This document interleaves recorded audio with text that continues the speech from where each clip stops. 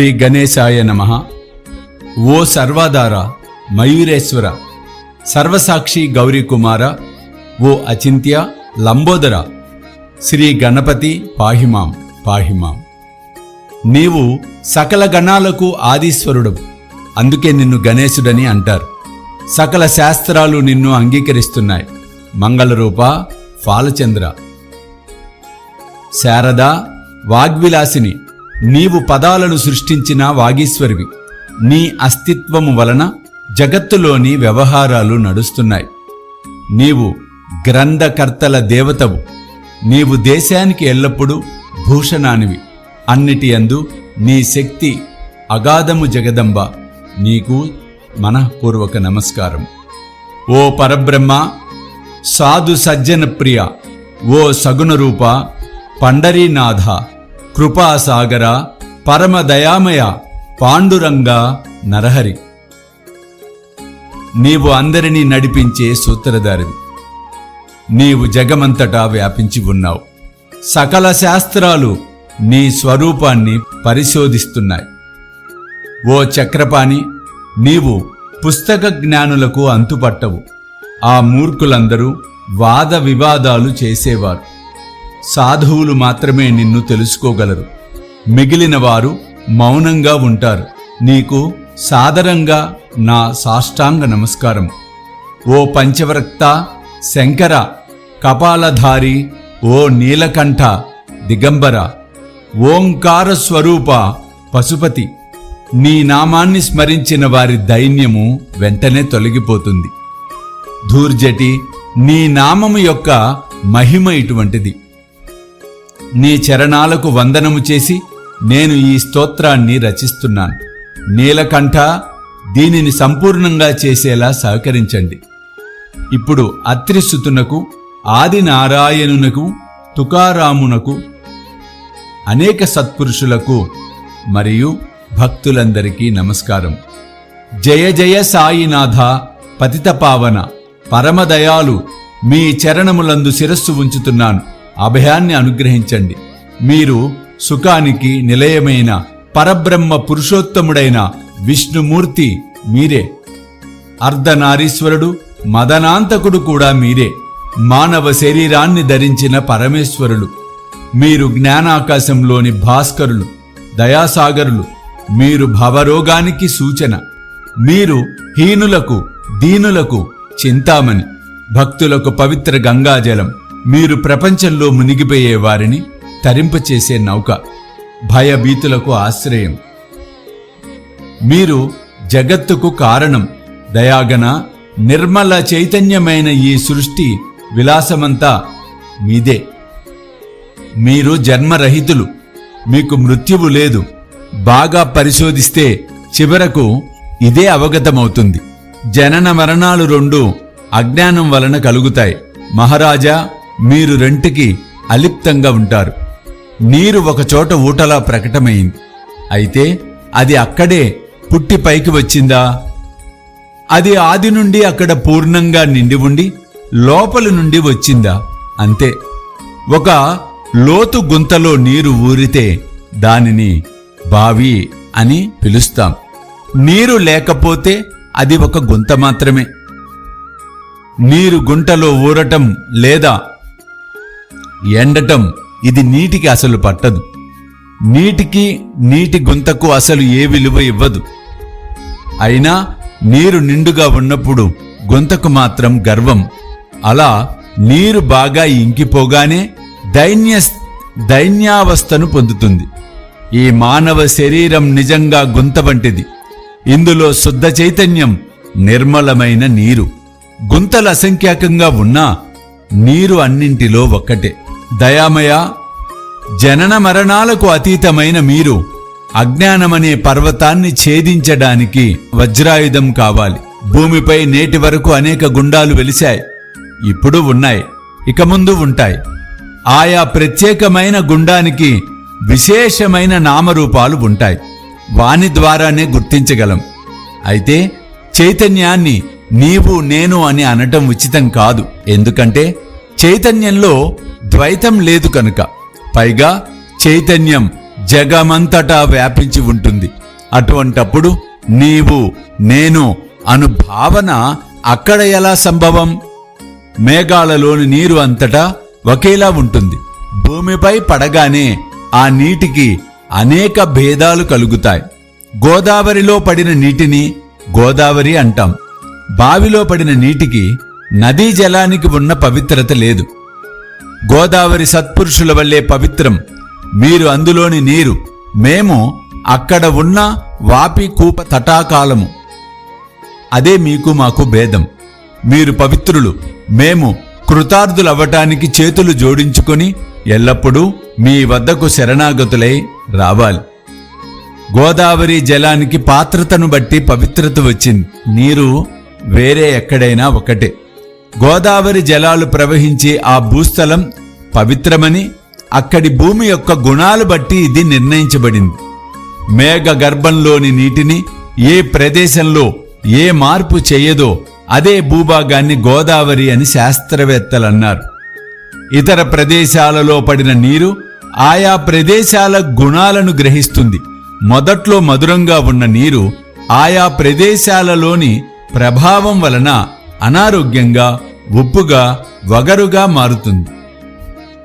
గురువరా, మీ పట్ల కూడా అట్లే కామక్రోధాది అరిషడ్వికారాల మాలిన్యాలు లేని పవిత్ర శరీరానికి సత్పురుషులనే నామము శోభిస్తుంది. అందుచేత సత్పురుషులు గోదావరి అని నేనంటాను. సకల జీవులలో మీ యోగ్యతే శ్రేష్టమైనది. జగత్తు ఆరంభమైనప్పటి నుండి గోదావరి ఉంది. నీరు కూడా ఏ లోపం లేకుండా ఈనాటి వరకు పరిపూర్ణంగా ఉన్నది. శ్రీరాముడు గోదావరి తీరానికి వచ్చినప్పుడు నదిలో ఉన్న నీరు ఇప్పటిదాకా ఉంటుందా? నీరు ఉన్న స్థలం మాత్రం మిగిలింది. నీరు సాగరంలో కలిసిపోతుంది. అయినా నీరు ఉన్న స్థలము యొక్క పవిత్రత నేటి వరకు స్థిరంగా ఉంది. ప్రతి సంవత్సరము పాత నీరు పోయి క్రొత్త నీరు వస్తూనే ఉంటుంది. మీ పట్ల కూడా ఇదే న్యాయం. ఒక శతాబ్దంలోనిదే సంవత్సరం. ఆ శతాబ్దంలోని సత్పురుషులు నీటి ప్రవాహం వంటివారు, సాధువులు ఆ నీటిపైన అలల వంటివారు. ఈ పవిత్ర గోదావరి వద్దకు ప్రథమ శతాబ్దంలో సనత్ సనకనందనాదులు వచ్చారు. తరువాత నారద, తుంబుర, ధ్రువ, ప్రహ్లాద, బలి మొదలగు రాజులు, శబరి, అంగదుడు, హనుమంతుడు, విదురుడు, గోప గోపికలు వచ్చారు. ఇలా ఈనాటి వరకు ప్రతి శతాబ్దంలోనూ పుష్కలంగా వచ్చారు. వారిని వర్ణించడానికి నేను అశక్తుణ్ణి.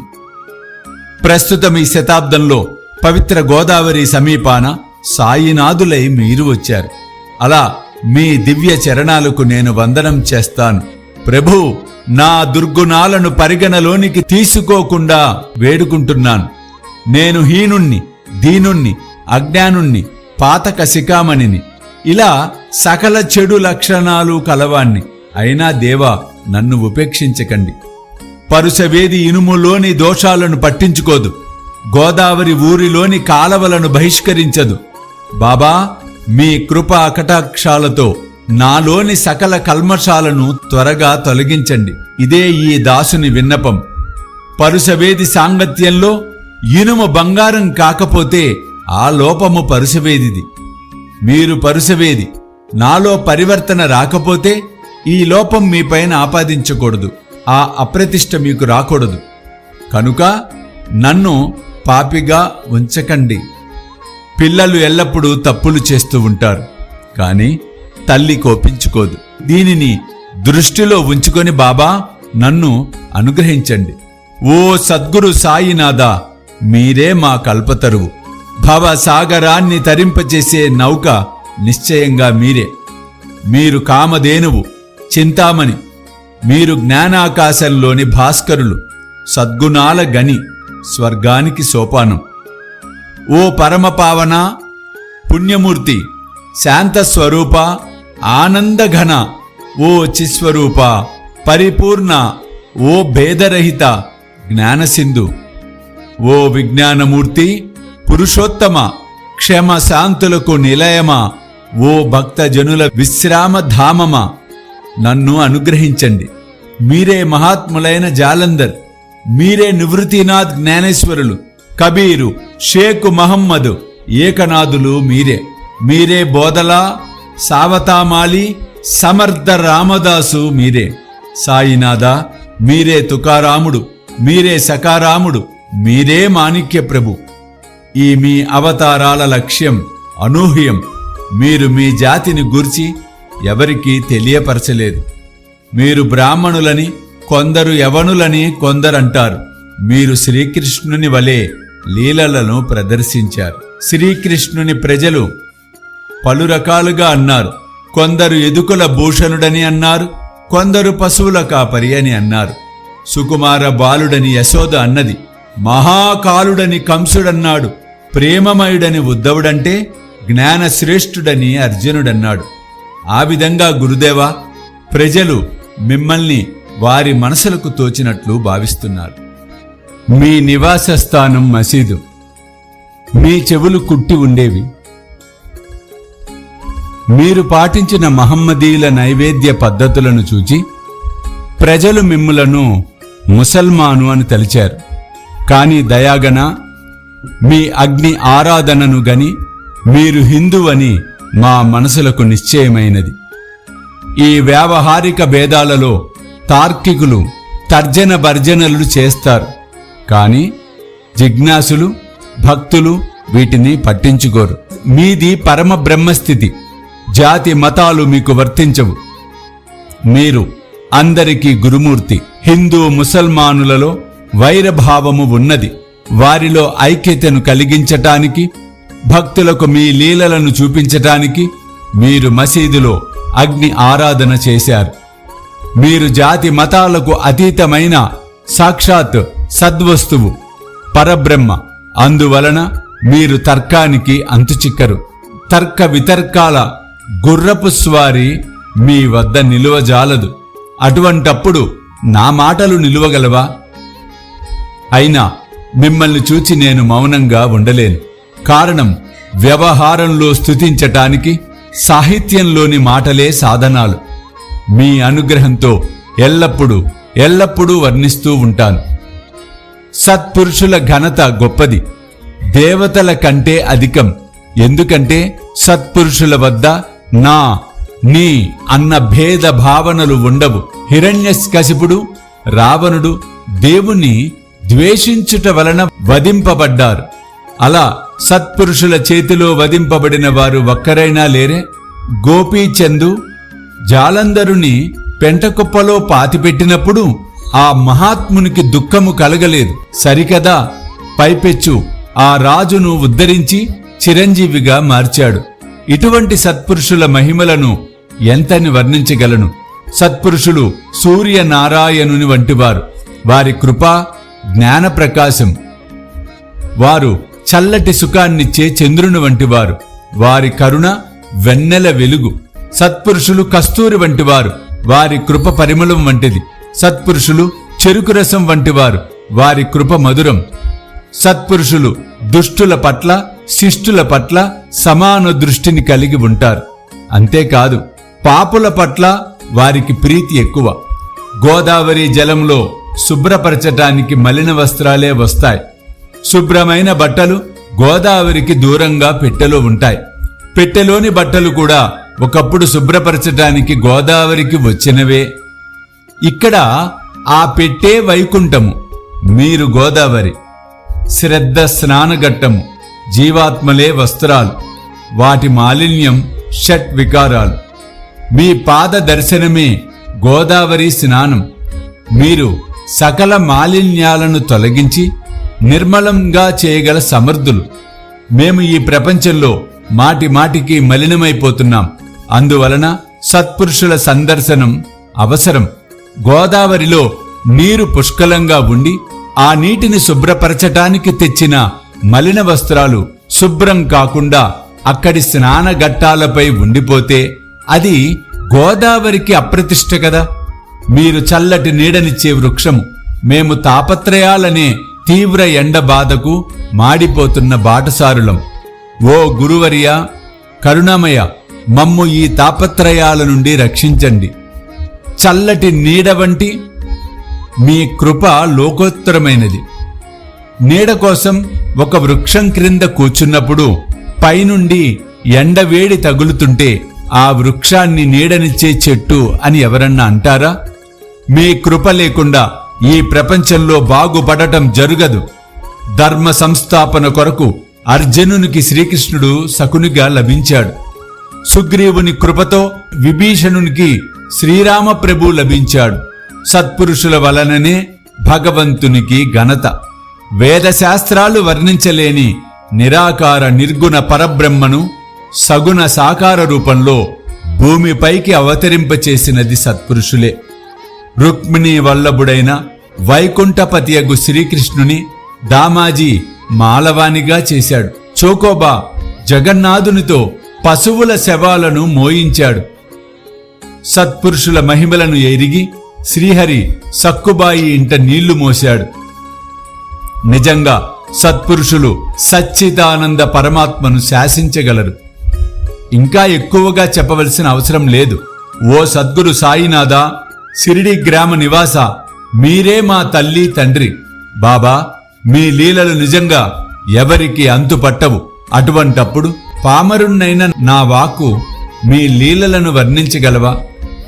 జడుల వంటి జీవులను ఉద్ధరించటానికి మీరు సిరిడి వచ్చారు. ప్రమిదలలో నీరు పోసి దీపాలను వెలిగించారు.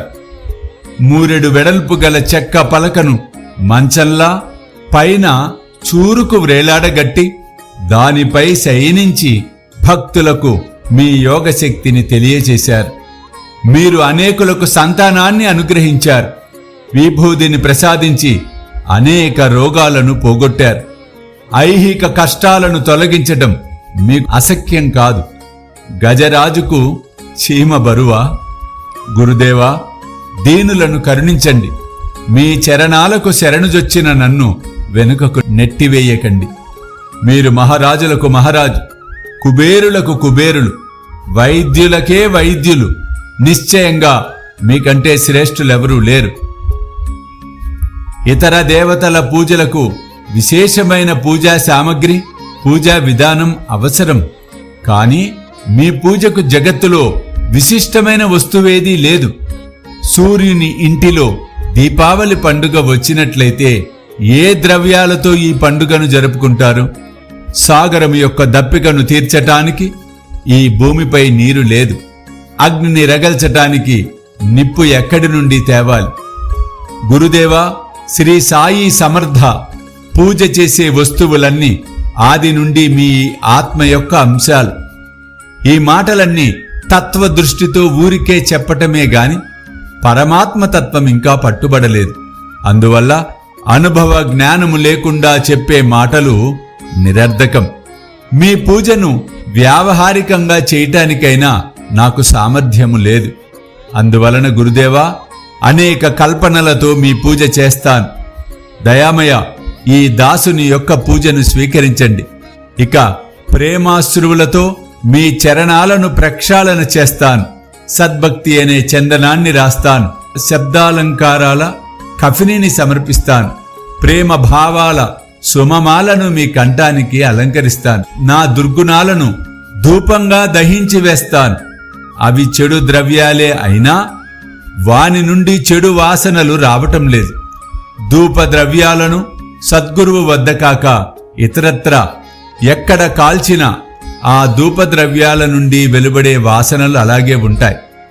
ధూపద్రవ్యాలు అగ్నిని తాకగానే తక్షణం వాని సువాసనలు వెలువడతాయి. మీ వద్ద వ్యతిరేకంగా జరుగుతుంది.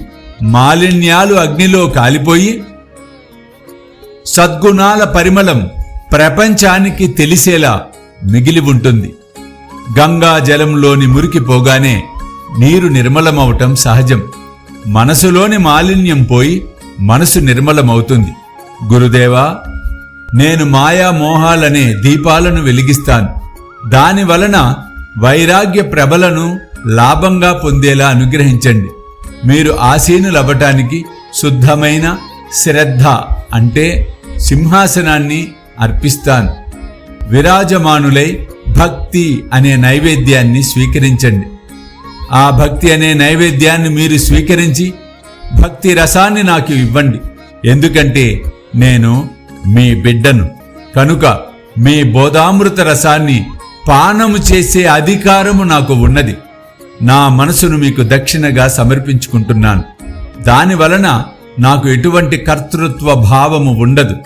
ఇక ప్రార్థనాపూర్వక సాష్టాంగ దండ ప్రణామాలను చేస్తాను. స్వీకరించండి. పుణ్యశ్లోక సాయినాథ. ఓం శాంతి శాంతి శాంతి. సర్వం శ్రీ సాయినాథార్పణమస్తు.